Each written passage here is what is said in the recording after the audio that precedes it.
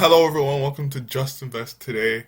And today we're going to be talking about the new 13F filings. This is a very exciting time always when investors come out and actually release their filings like they have to do every quarter. So this is Q4, and I want to see what investors are thinking, kind of just like interpret what are these investors doing? What are they trying to accomplish right now, and how do they see the market? Even though these investors are not focused on the market, they know, we always know they have that kind of on the back of their mind. So whatever they say, we want to do, we don't want to focus on really what they say. We want to see what they're doing because that's really going to tell us how they're thinking. So the first person I want to touch on is Bill Ackman.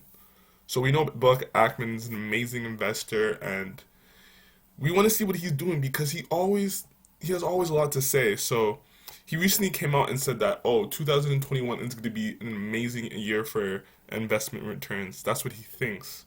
So, but then when we look at his actions, he's even though it's not a huge percent, he is reducing all his positions like Lowe's, like restaurant brands, Hilton, Starbucks, all these companies he is reducing, even though it's not like a lot, it's whatever.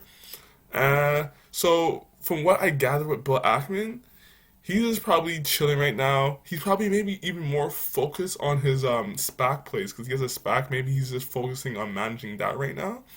So even though this is not a big thing right now, it just kind of shows you that these people are kind of getting ready, seeing what's out there. Maybe they're not too focused on the economy, but they understand where it's at right now. So what he said is that he's not really he thinks the economy is not going to like he thinks the economy is going to do really good, but his actions hasn't showed that in this Q4. So we still have a lot of time to see during this whole year if he's going to be more active, but in Q4 he wasn't that active. So let's move on from Bill Ackman.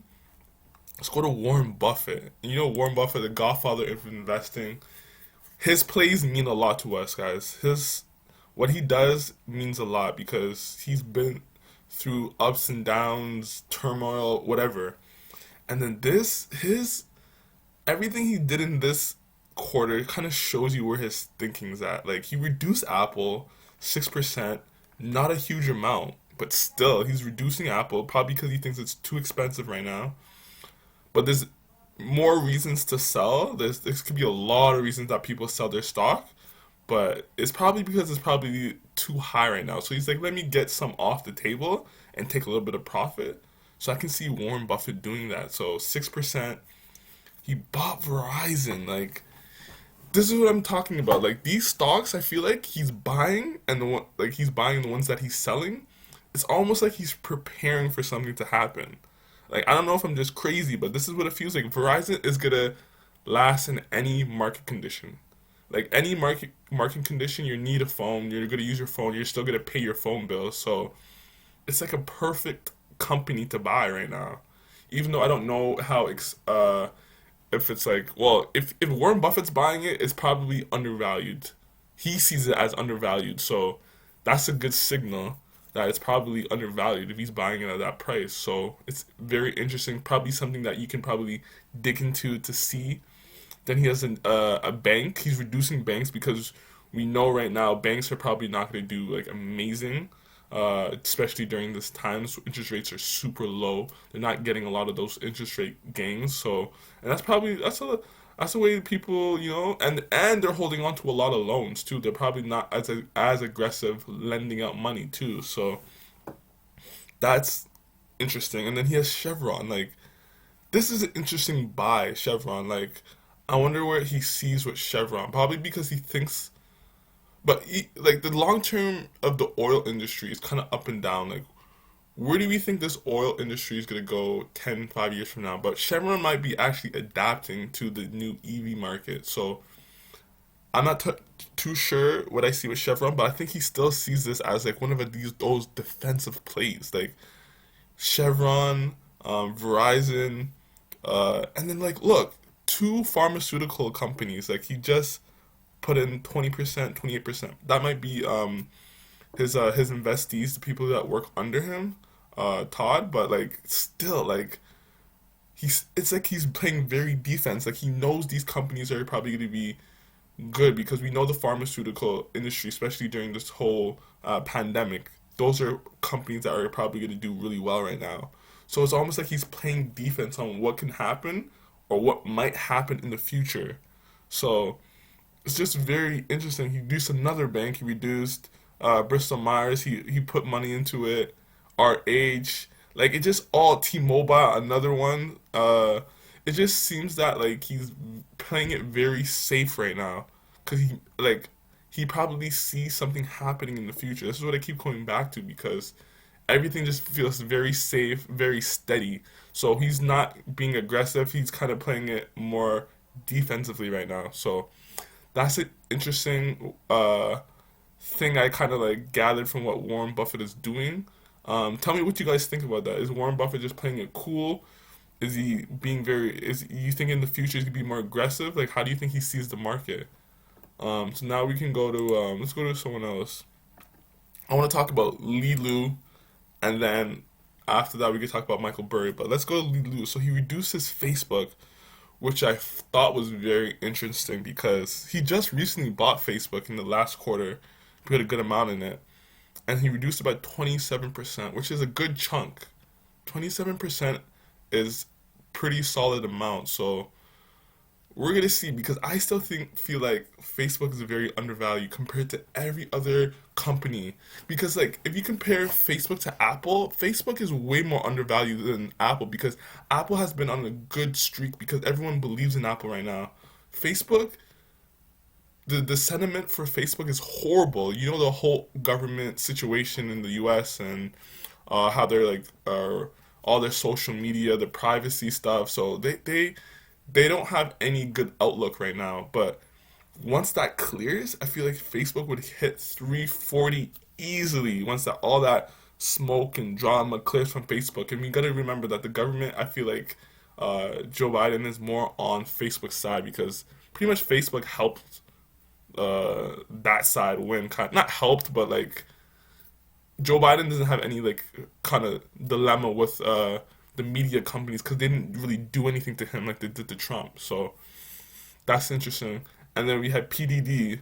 Um, this stock is very interesting. I'm gonna go more into it to see what's up with this because if you bought around 177, it had a pretty big jump already. It's at 200, so that's a good jump. But like still, I want to see what PDD is doing because we still have Alibaba. We know this company is in that e-commerce space. So can it compare to JD um, or Alibaba? Like, can it even compare to those companies? So that'd be interesting to take a deep dive into, see what they're doing. I haven't done that, but I feel like the Chinese market. I'm so bullish on the Chinese market that I'm willing to go into these companies because the Chinese market is like just gonna be booming. Like their e-commerce market is just it's just flying fast. So I'm very bullish on the Chinese economy, Chinese stocks. So probably taking a look at that would be very interesting at this time.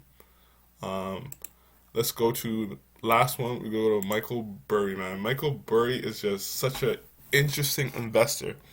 I just have it like I have a theory that he has some kind of intricate program that he runs. Like he has like he's not really doing the extensive research. But he might be because he is an extensive research type of person. But just the way that he like it's so all planned, like reduce 20%, 25%, 27%, 40%, 16%. He does this every quarter and then he buys all these stocks. It's like paperwork. It's just like comes like that. Like he's just finding all these because we know his strategy is to find all these undervalued companies, buy them, buy these companies that have those quick movements in price, and just kind of soon as they hit that target that he thinks, he just sells out. And then he also has that long term mindset sometimes. If he finds like a good stock to buy, maybe he has that long term mindset if he kind of believes in it.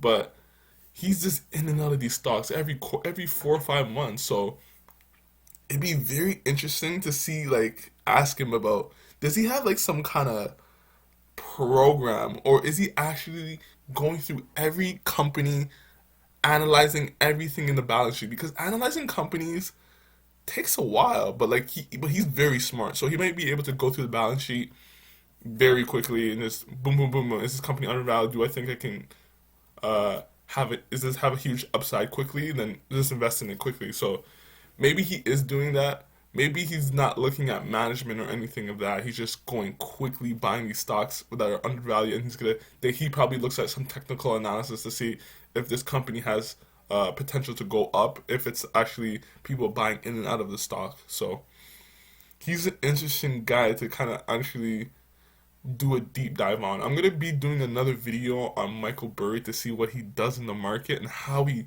invests, because his style is I think it's the most interesting, because you just never know what he's gonna get into, get out of, like what he's buying, how he's buying it, how he's thinking about these companies. So I have a video on his investment strategies, but I want to go in more depth to see exactly what he does. Because we know he's a big believer of security analysis. He's read that book and he loved it, and that's all about buying those undervalued companies. A dollar company for 50 cents, a dollar bill getting a dollar for 50 cents. So we'll see what happens. The next quarter is going to be interesting too. But guys, that's just a quick 13F breakthrough. It feels like more people, I feel like, are defensive right now than aggressive. I feel like Michael Burry's style right now kind of fits the mold, because this market is very frothy. So like going in and out of stocks might be doing it for him right now, and it kind of makes sense because as soon as he sees the market going bad, he can just come out of them like he already does. So I feel like finding these quick undervalued stocks is probably very good for Michael Burry right now in this situation. So tell me what you guys think about these three investors. Man, it's been a good year, guys. I think 2021 is going to be a very good year. And remember, always keep up to date on these 13F filings. See what people are doing. Find companies that maybe you don't know about and research them. See if you can find potential in them. Because they're already vetted by these really good investors. So if you like this video, can you please like it, subscribe to my channel, and I'll get back to you in the next video. I'm out. Peace.